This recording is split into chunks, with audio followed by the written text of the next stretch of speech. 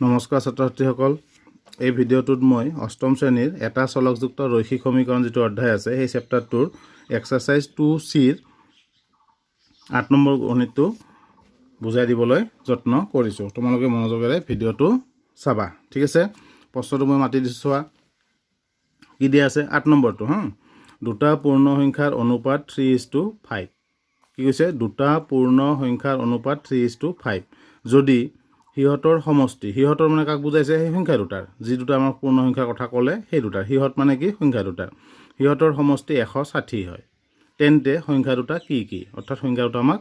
নিৰ্ণয় কৰিব দিছে প্ৰশ্ন আকৰবা বুজাই দিছো দুটা পূৰ্ণ সংখ্যাৰ অনুপাত কিন্তু দিয়া আছে সাৱধান চাবা ভালদৰে অনুপাত কি দিয়া আছে আমাক অনুপাত দিয়া আছে অনুপাত কিমান 3:5 যদি হিহতৰ সমষ্টি হিহত মানে কাক বুজাইছে সংখ্যা দুটাৰ সমষ্টি তাৰমানে হিহত নিলিখিলে কি লিখিলেহেঁতেন যদি সংখ্যা দুটাৰ সমষ্টি 160 হয় তেন্তে সংখ্যা দুটা কি কি ক্লিয়াৰ হৈছে প্ৰশ্ন দুবাৰ তিনিবাৰ যিমানবাৰ বুজি নোপোৱা যেতিয়ালৈকে বুজি নোপোৱা প্ৰশ্নটো ভালদৰে পঢ়িবা প্ৰশ্নটো প্ৰথমে বুজি পাব লাগিব ঠিক আছে আহা পনে পনে উত্তৰ লৈ সলিউশন দিয়া আছে বুলি লিখিলাম আমি দিয়া আছে পূৰ্ণ সংখ্যা দুটাৰ অনুপাত কিমান 3:5 ধৰা হল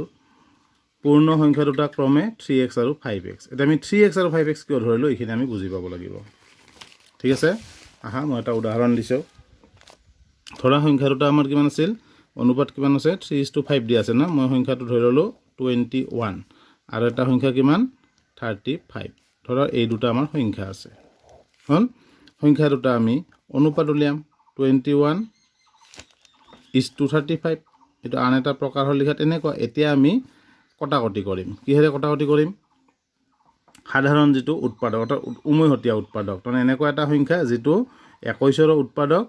35 ৰ উৎপাদক কি এই সংখ্যাটো 7 এই 7 ৰে 21 ক কাটিম মানে হৰণ দিম আমি কিমান যাব তিনিবাৰ হৰণ দিলো আকৌ 7 এ দি 35 ক হৰণ দিছো মানে আমি কাটি দিছো আসলতে হৰণ দিয়া হয় কিন্তু আমাৰ সুবিধাৰ কাৰণে আমি কাটি দিয়া বুলি কওঁ 7 5 গুণ কিমান হ'ব 35 বুজি পাইছা 3/5 অৰ্থাৎ কটাকটি কৰি তুমি সৰু দিছো যদি ডাঙৰ ললো হয় ধৰা 2100 আৰু 3500 কটাকটি কৰি শেষত আমি কি পাম 3 আৰু 5 ৰৈ যাব মানে অৰ্থাৎ 3:5 অনুপাতত লিখিলে এনেকুৱা ভগ্নাংশত লিখিলে 3/5 অনুপাতত লিখিলে 3:5 ক্লিয়াৰ হৈছে এতিয়া অনুপাত কি বস্তু অৰ্থাৎ মূল সংখ্যাটো আছিল আমাৰ 21 আৰু 35 তাক কিবা এটা সংখ্যাৰে আমি হৰণ দিছো কিমানেৰে উভয়কে 7 এৰে হৰণ কৰিছো হৰণ কৰাত কাটাকাটি কৰি এটা সময়ত কি পাইছো আমি 3/5 বা 3:5 অৰ্থাৎ ইয়াৰ পৰা যদি আমি এই মূল সংখ্যাটোত উভতি যাব লাগে ইয়াৰ পৰা আমি কত উভতি যাব লাগে মূল সংখ্যাটোত উভতি যাব লাগে তেতিয়া হলে যেনেকৈ মূল সংখ্যাটোৰ পৰা অনুপাতত আহতে আমি কি কৰিছিলো ইয়াৰ পৰা যদি ইয়াত আহিছিল আমি কি কৰিছিলো হৰণ কৰিছিলো এতিয়া অনুপাতৰ পৰা মূল সংখ্যা যদি যাব লাগে কি কৰিব লাগিব উল্টা কাম হৰণ কৰিছো এবাৰ কি কৰিব লাগিব পূৰণ কৰিব লাগিব উভয় যেটো অনুপাত আছে আমাৰ তাৰে উভয়তে আমি কি কৰিব লাগিব পূৰণ কৰিব লাগিব এতিয়া এইটো গণিতত আমি জানো 7 পূৰণ কৰিলে হ'ব নাই 7 3 গুণ 21 7 5 গুণ 35 কিন্তু মূল সংখ্যাটো বা কি আমি তো নাজানো গতিকে আমি এটা চলকেৰে পূৰণ কৰি দিম x কিহেৰে পূৰণ কৰিম 5 ৰ লগত x পূৰণ 3 ৰ লগত x পূৰণ ক্লিয়াৰ হৈছে নাই এনেকৈ প্ৰতিটো গণিতৰে সূক্ষ্ম কথাবোৰ আমি বুজিব এনে x পূৰণ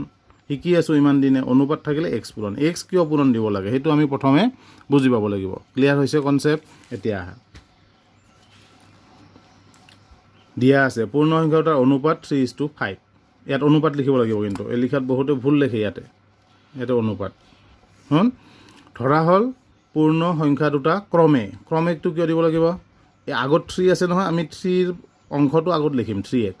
পিছত 5 আছে গতিকে পিছত 5 আছে মানে ইয়াক ৰিপ্ৰেজেন্ট কৰিব কোনে লিড লৈ থাকিব এই ক্ৰমে শব্দটো লিড লৈ থাকিব যদি ক্ৰমে নিদো গণিতটো কিন্তু ভুল হৈ যাব ঠিক আছে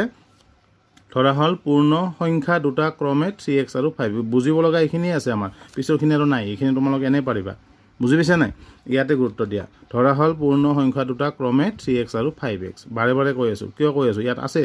বহুত ছাত্ৰই কি লিখিব এইটো ধৰা হল পূৰ্ণ সংখ্যা দুটাৰ অনুপাত 3x আৰু 5x ভুল এইটো সংখ্যা দুটা হ'ব মূল সংখ্যা দুটা মানে দেখাই দিলো নহয় এই মূল সংখ্যা দুটা ইয়াত আকৌ এবাৰ আহা এই দুটা মূল সংখ্যা 21 আৰু 35 ইয়াত উভতি আহিব লাগিব এইটো কি অনুপাত নে মূল সংখ্যাটো গতিকে ইয়াত যদি আমি আকৌ অনুপাত বুলি লিখি দিওঁ x ৰ ধৰিম আকৌ অনুপাত বুলি লিখি দিম হ'ব নেকি নহয় অনুপাত আমি লিখি নিদিওঁ মনত ৰাখিবা বহুত ছাত্ৰে ইয়াত লিখি দিয়ে ধৰা হ'ল পূৰ্ণ সংখ্যা দুটা ইয়াত অনুপাত দেখা পায় নহয় ঐকিক নিয়মৰ নিচিনা সংখ্যা দুটাৰ অনুপাত আকৌ লিখিব 3x 5x এইটো ভুল অনুপাত নিলিখিবা ঠিক আছে এতিয়া আহা প্ৰশ্নমতে সংখ্যা দুটাৰ যোগফল ইয়াত মই লিখি লৈছোঁ অষ্টম শ্ৰেণীত তোমালোক লিখি দিব নালাগে ষষ্ঠ শ্ৰেণী সপ্তম শ্ৰেণী হ'লে আমি এইটো লিখি অভ্যাস কৰিম যিটো আমি আগতে অভ্যাস কৰিছোঁ এতিয়া লিখি নিদিওঁ আমি ডাইৰেক্ট কোনটো লিখিম এই লাইনটো লিখিম কিমান 3x + 5x = 160 ক'ত পালোঁ সেইটো আমাৰ সিহঁতৰ সমষ্টি বুলি দিয়া আছে নাই সিহঁতৰ কি দিয়া আছে সমষ্টি কিমান দিয়া আছে 160 কিমান দিয়া আছে 160 গতিকে আমি কি লিখিম ইয়াতে প্ৰশ্নমতে সংখ্যা দুটাৰ যোগফল এইটো লিখি ল'ব নালাগে মই তোমালোকক বুজোৱাৰ কাৰণে লিখি লৈছোঁ ঠিক আছে তোমালোক ডাইৰেক্ট এই লাইনটো লিখি দিবা কি লিখি দিবা প্ৰশ্নমতে 3x সংখ্যা দুটাৰ যোগফল যোগ মানে কি যোগচিন সংখ্যা দুটা লিখি দিলে হ'ল 3x + 5x 3x 5x ক'ত পাম আমি ইয়াত ধৰি লৈছোঁ আমি নিজে ধৰি লৈছোঁ 3x আৰু 5x গতিকে সংখ্যা দুটাৰ যোগফল কিমান 160 হৈ গ'ল আমাৰ গণিত এইখিনি সৰল কৰা 2a 2bত আমি বহুত গণিত কৰিছা নাই তোমালোক কৰি থাকিবা ঠিক আছে 3x + 5x = 160 এইটো যোগ কৰিব লাগে 3x 5x যোগ কৰিলে কি হ'ব x হ'ব যোগ কৰিলে কিমানটা x হ'ব 3টা আৰু 5টা কেইটা 8টা বহুতে যোগ কৰিব অসুবিধা পায় কি বা যোগ এইটো কি বা কথা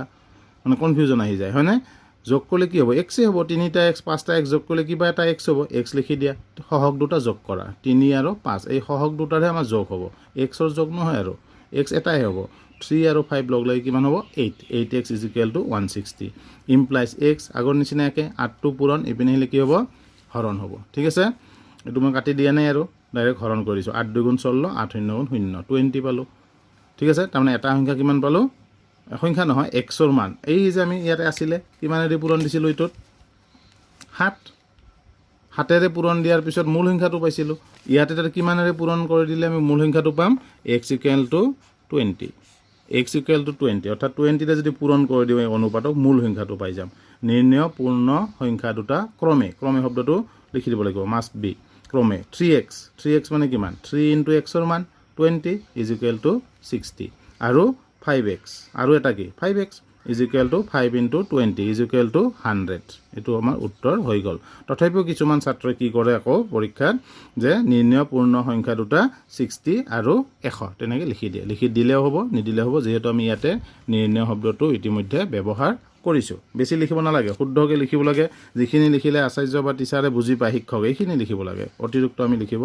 নালাগে এতিয়া আহা আমাৰ একে অনুশীলনীৰে আমাৰ 2Cৰ এই অষ্টম শ্ৰেণী 2Cৰ কিমান 9 নম্বৰ প্ৰশ্নটো তোমালোকে ভালদৰে প্ৰশ্নটো পঢ়ি চাবা কিতাপত ঠিক আছে বাৰে পঢ়িবা 2-3 বাৰ মান 7ৰ 3টা ক্ৰমিক গুণিতকৰ যোগফল 105 হ'লে সেই গুণিতক কেইটা কি অৰ্থাৎ আমাৰ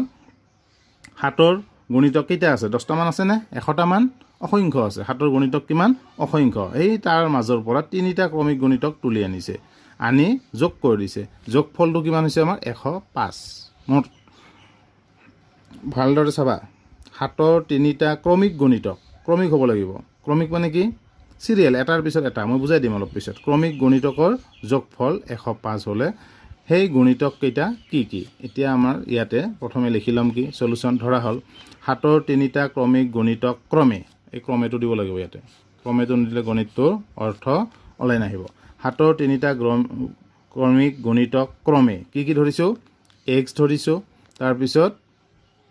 x + 7 তাৰপিছত x + 14 ক'ত পালোঁ কেনেকৈ পালোঁ এইটো আহা ইয়াতে আহা ক্ৰমিক